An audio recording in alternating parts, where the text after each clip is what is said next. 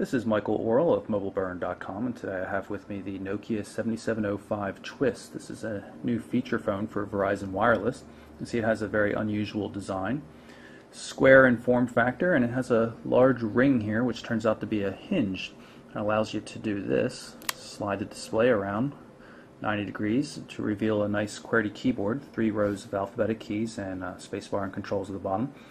Call, send, and end, and dedicated function buttons up here. You have messaging, email, web, speakerphone, that kind of stuff. The buttons up here, the two soft keys, are touch sensitive, and we have a touch sensitive back key as well. A regular hardware D-pad with a a little ring with a center select button. You can see works pretty well. The hinge feels pretty solid. I'm kind of surprised. It clicks in nicely. It's spring-loaded. It really has a nice action to it. Take a look at the rest of the device. You can see on the back here we've got a 3-megapixel camera. You can, of course, still see through the hinge here. A mirrored back. On the edge here, I'm not even sure which edge you would call it since the device moves around so much, we have a micro SD card slot. And there is a 2.5mm headphone port as well, so you're not going to be able to use your standard 3.5mm headphones without an adapter. There's a speaker grill here, a micro USB charging port on this edge, which sits right above or next to the volume controls, and just a microphone hole down here. In terms of the design and how it works, I really like the keyboard, and I like the dedicated function keys up here, and it feels nice and solid.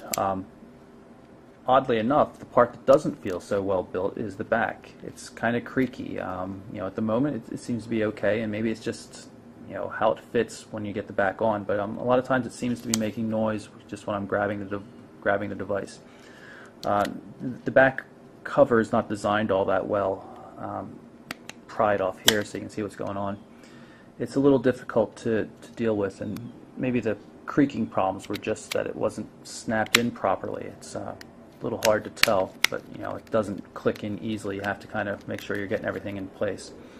But overall, I really like the hardware design on this. It's a very novel looking phone, something you don't really see very often right now, and I think it's going to be quite popular.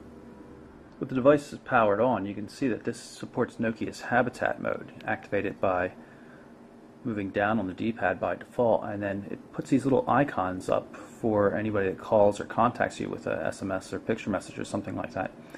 If you don't supply a photo for the contact yourself, like I have one dedicated for Jack Black here, it'll just pick one out of the current Habitat theme. This is a superheroes theme or something like that. They look like Mexican wrestlers.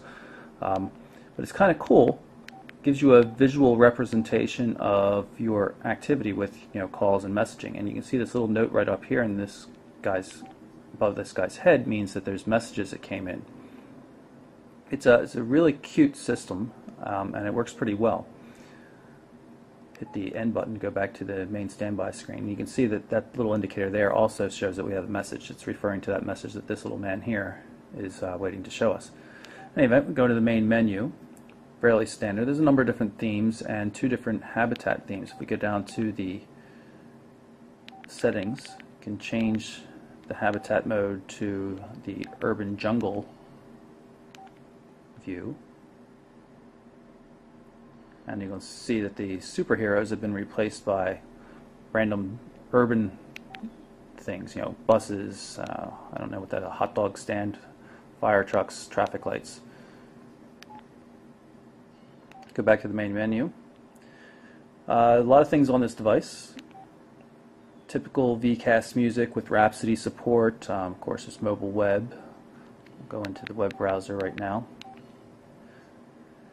Browser I'm not too familiar with, Polaris. It seems to do a reasonable job on doing full HTML sites as long as they're not too large. It's incapable of rendering Mobile Burn or CNN, they're kind of complex sites, but it seems to do okay with more simple sites. Touch the left soft key here and bring up the navigate menu so you can see how you can put in an address. So of course, history makes it easier to select. 3G device, you can see we've got a 3G signal up here. This is pulling up the Mobile Burn website. This is the mobile version. There are a couple different views in a device.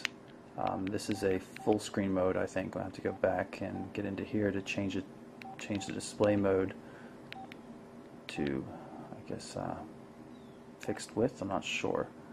There we go. Now we can see everything without scrolling left and right.